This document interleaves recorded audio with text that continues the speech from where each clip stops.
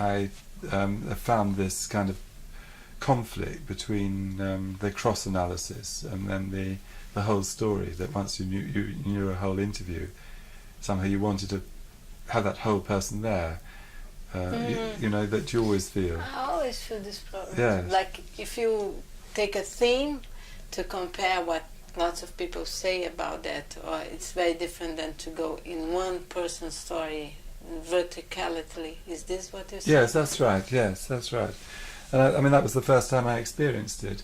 And the way I solved it in the book was that I had a series of chapters which used the interviews sort of, you know, as a whole, with little extracts, you know, like the chapter on childhood and youth, or marriage, for instance, those ones, or some in the one on politics, for instance, and so on.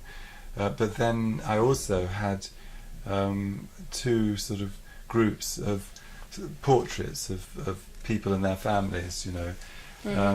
There was a main group where I juxtaposed different social examples. So it started like with the daughter of a landed aristocrat, you know, really upper class, wealthy family, and ended with the child of a poor, unemployed labourer.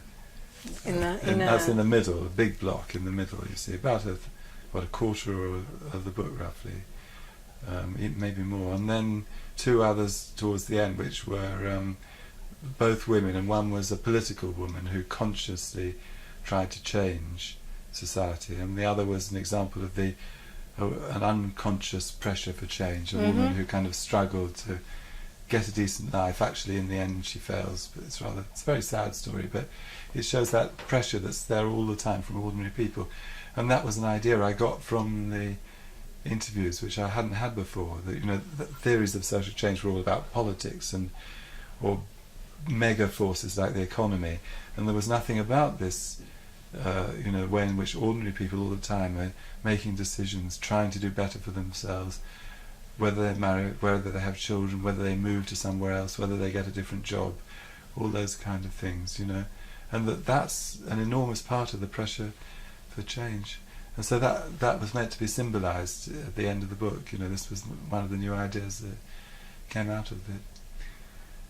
And then I gave this manuscript, you see, to Hobsbawm, and his first reaction was I should cut out all the oral history stuff. So I said, I'm sorry, I'm keeping it.